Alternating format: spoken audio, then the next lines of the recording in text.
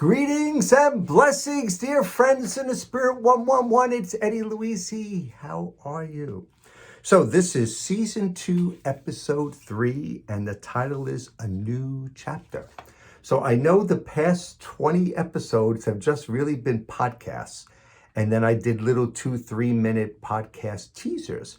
But today I'm doing the whole talk, T-A-W-K, on video. And I'm shooting it horizontally, because a few of you friends out there said, yeah, let's try it horizontally. And I'm going to post these videos on YouTube. And then we'll share them in different places and see where they go and where other people send them. But I hope you like this new format. And I'm also going to take the audio and still make it a podcast. So you're going to have a full video on YouTube and a podcast all over the place. All right, so we're calling this a new chapter. And I'm going to show you this. This is a daily little quote, a little prayer, a little thought, inspiration that someone sent to me, because we're always sharing with each other here at Friends in the Spirit 111. So this says, good morning. Don't allow yourself to wake up with yesterday's issues troubling your mind. Refuse to live backwards. See every day as a new chapter. Love that. Before I read from Neil Donald Walsh, who I love very much, I'm going to just share a little something this morning. When I woke up, I read different reflections, and I go on Facebook and I read different things. And a dear friend of mine who's an entertainer, he's a host, he's an interviewer, he does different things in his life. He had a post, and it was kind of long, and he was saying that the other day, this one woman was on the phone with him for over 2 hours, and she was just complaining about certain things. And I don't want to get into details, right? But I just commented, he said, what's the karmic lesson? Karmic, K-A-R-M-I-C lesson, right? Where's karma? What's happening with this 2 hours? And I wrote, the lesson is love, compassion, patience, kindness, forgiveness. But I also wrote, but I think you already know this lesson, because that's how you were with this person. You were loving, you were kind, you were compassionate. And I said that you never know when people are irritable or when they're mean or nasty, whatever. You don't know what they're going through. So if you could just kind of calm down, relax, and try to treat them gently, lovingly, kindly, because you might be their guardian angel. You might be the answer to their prayer.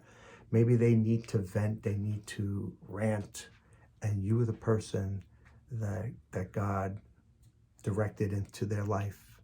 So be kind, be loving, and because you never know what people are going through. And so my friend was, and so quick little lesson, right? A new chapter in your life with this new year and all the craziness that's going on in this world and politics and stuff. Let's try to have a new chapter, a new beginning, okay? On this day of your life, I believe God wants you to know that every day is a new beginning. A new cycle begins this day, yet a new cycle begins every day. Indeed, every moment. So if you recognize anything on this day, recognize what it symbolizes. The miracle of the endlessly continuing cycle of life. What a grand day. What a time for celebration. We begin again today. We turn the page and so let go of all that you do not wish to carry with you any further. Any fear, any sadness, any anger, any resentment, any disappointment, any lament. Let it all go. And now, using the specialness of this day as a springboard, let's get on with life. Love, your friend, Neil Donald Walsh. And that he wrote actually on January 1st, 2021. So there was a 111 in there, right? Friends in the Spirit, 111. Okay, this next reflection was is from Unity, the Spirit of Christmas. And these were different, I had a booklet during Advent, and they had all these different prayers and reflections. And this was dated Tuesday, December 22nd, 2020. We have a bunch of twos in there. Anybody who follows and who feels a connection with angel numbers. In my mid-20s, I spent a year traveling overland to India. I remember sitting on a cliff overlooking the Indian Ocean one day with no job, little money, no romantic relationship, several thousand miles from home, and not sure what the future might bring. Yet I was filled with the most indescribable joy and peace. I discovered something valuable that day. Joy is not dependent on the accumulation of things, or being successful in the world's terms, or having the perfect life. Certainly, all these things can bring some happiness, but it is often temporary and ultimately unsatisfactory. Something more wonderful is possible. Joy arises when we let go, release our need to work it all out, and simply be with what is. On this day, return to simplicity. Remember, the joy and lasting happiness you seek is already within you. It can be drawn forth like water from a well. It can blossom and bless in the most delightfully unexpected ways when we relax, release, and enjoy. And from Isaiah 12:3, with joy you will draw water from the wells of salvation. And this was received from Reverend Paul John Roach. And from Daily Practice, Sacred Reading and Meditation. I have a new phone and a new camera, so everything's looking pretty darn crisp. So that's why I'm showing all the different graphics so you can see them too. It may be that some little root of the sacred tree still lives. Nourish it then, that it may leaf and bloom and fill with singing birds. And that was received from Black Elk. So dear friends in the Spirit 111, I'm back to doing these videos. Hopefully you like them. Hopefully you look at this face, the hair. I got a little gel in the hair. For those of you on the podcast, if you want to see this face, go to my YouTube channel, okay? So this is my time, right? I have my little coffee. It's not coffee. Come on, folks. It's not coffee. It's coffee. I'm from New York. Oh, also, my dear friend, Rev Steph from Jubilation.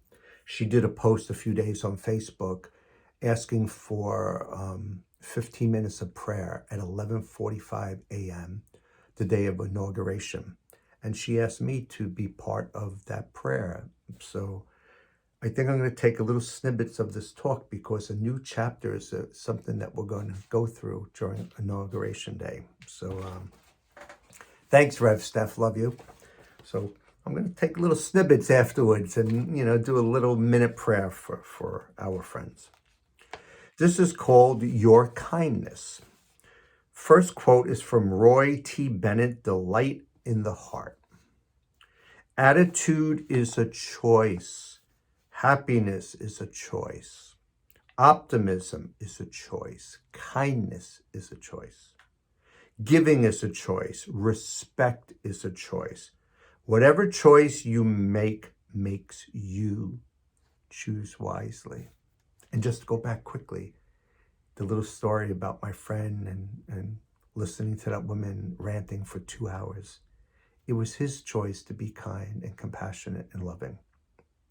And his choice makes him. And one other thing, I just thought of it. I went down in his comments, and there were over 20, 30 comments. And all of them were negative. All of them were patting him on the back and putting down this woman. And no, that's not right. Because like I said, we don't know what people are going through. So love, respect, be kind. Listen to people.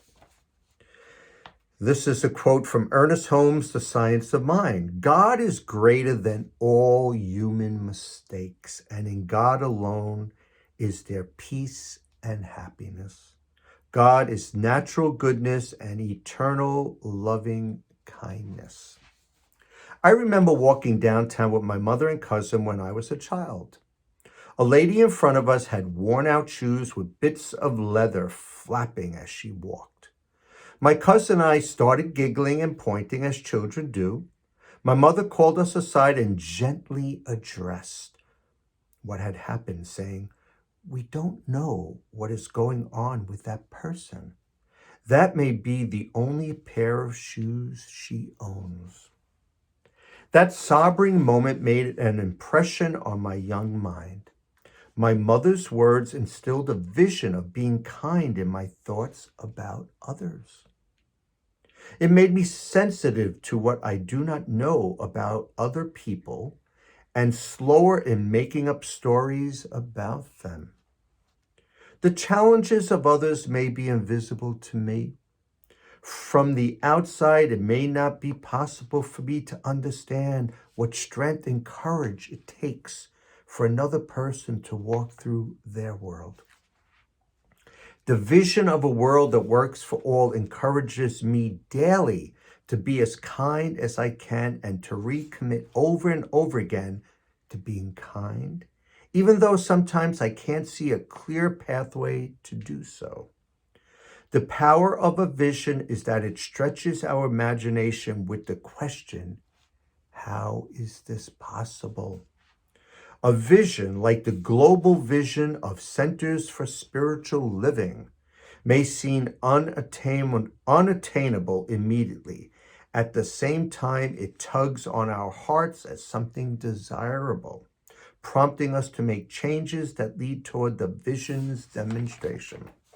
And the affirmation today, I embrace an attitude of kindness in thought, word, and deed.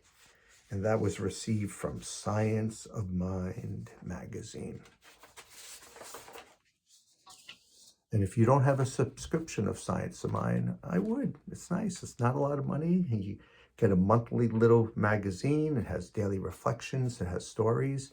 And a while ago, I was featured in it. If you look over here, that was me in Friends in the Spirit, Science of Mind. I'm going to read from dailyword.com Unity, another wonderful organization, and they have different pamphlets and booklets and prayers that you could also purchase. And I don't get any commission, so grow. I am growing into my divine potential.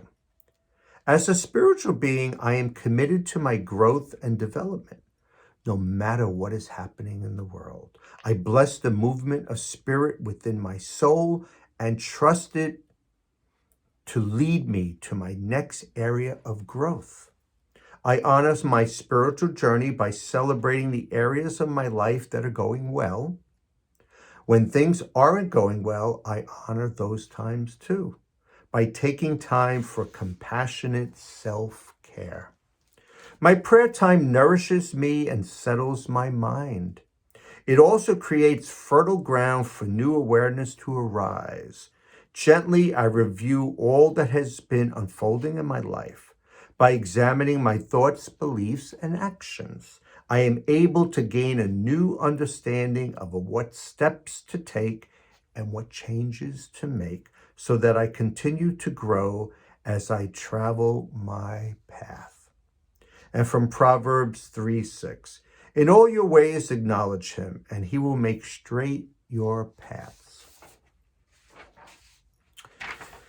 This is a little story calling Lifting the Mood of a Stranger.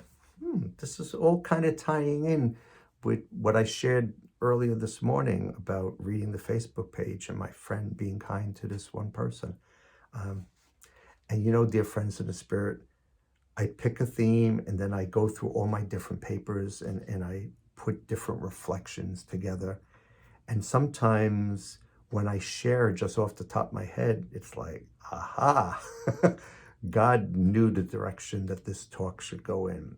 And I shared something that I just got this morning, but it's all working with these talks. So we're all in sync. This is received from 3 Minutes a Day, Christopher Books. Talking to a stranger or even making eye contact with someone in an elevator tends to be scary for most individuals, and most of us resort to staring down at our phones. But research suggests that doing the opposite and striking up a conversation with a stranger may brighten not only their day, but your own. A recent study by University of British Columbia psychologist Elizabeth Dunn and her colleague Gillian M. Sandstrom tested whether short conversations with strangers promote happiness. They did a study where half of the participants would go into Starbucks for coffee and leave without speaking, whereas the other half would strike up a conversation. They found that the people who engaged in a quick social interaction left Starbucks in a better mood. Dunn told WBUR News, and they even felt a greater sense of belonging in their community. Fear often prevents us from engaging in these interactions. So the next time you're looking to add happiness to your day, put your smartphone down and enjoy a conversation with a stranger. And don't forget, during these times, make sure you have your mask on and you're socially distanced, hey? I don't have to tell you that, right? From Sirach 27:5, the kiln tests the potter's vessels, so the test of a person is in his conversation. And the little prayer, Lord, help me to brighten the day of a stranger. So I am going to end, like I always like to end, with the Tao Te Ching of Lao Tzu. And this is always something that's kind of heady, kind of like far out there. But sometimes it just really clicks, and sometimes you have to think about it. Let me just put it there if you want to do a quick screenshot, and then you could read it yourself. And remember, I have a scanner, so I put all these together and I scan them and I save them on my computer. So if anybody would like all these notes, let me know. Contact me. When a wise person hears Tao, he practices it diligently. When an average person hears Tao, he practices it sometimes and just as often ignores it. When an inferior person hears Tao, he roars with laughter. If he didn't laugh, it wouldn't be Tao. Thus, the age-old sayings, the way to illumination appears dark. The way that advances appears to retreat. The way that is easy appears to be hard. The highest virtue appears empty. The purest goodness appears soiled. The most profound creativity appears fallow. The strongest power appears weak. The most genuine appears unreal. The greatest space has no corners. The greatest talent matures slowly. The greatest voice can't be heard. The greatest image can't be seen. Tao is hidden and has no name. Tao alone nourishes and fulfills all things. How interesting, huh? There's always that yin and yang, that opposite, the good, the bad, the dark, the light. And I've always said, and I've learned this, and you need the opposites, right? You need the dark for the light, because if you don't have dark, then you don't know what light is. So You need the up, the down, you need all those sorts of things. So, dear friends in the spirit 111, hope you enjoy this talk. It's on video now on YouTube. I'll try to put it on Facebook and other places. It's on my podcast also, if you like to just hear my voice. The interesting thing is I have the camera and I know the lens is like right there, but my face is here. So when I want to look at myself, I'm not looking at you. I got to look that way. So we got to figure out some way to kind of block out that, so then I could just look right at the camera and look right at you. So, dear friends in the spirit 111, this is a week. This week coming up, this weekend coming up is inauguration. And we know we had some horrific, horrible things happen at the Capitol. And I don't like to get into politics, and I'm not going to get into politics, but I'm a prayerful person, and I'm sending out prayers, good thoughts, well wishes for this weekend, the next few days, the inauguration, and then the future of our country, the future of the world, the future of our friends of the universe. We, friends in the spirit 111, we need to be a guiding light. We need to be that light in the darkness. We need to have that voice of compassion, love, kindness. I know there are times we want to just get angry and we want to say and post things and talk about things that are just raw and that are very hurtful. But let's try to have a new chapter in our life, a new chapter in this world, in our country, a new chapter of love, compassion, kindness, understanding, forgiveness. So, like I always say, share your faith with family and friends, no matter what that faith is, because we're an open community, open to all religions, all faiths, all spiritualities. Cue the spirit, as my lovely wife says. I'm the stage manager at Good Morning America, so I cue, right? Oh, there's a picture of me. And Good Morning America. And stay blessed and a blessing. Thank you.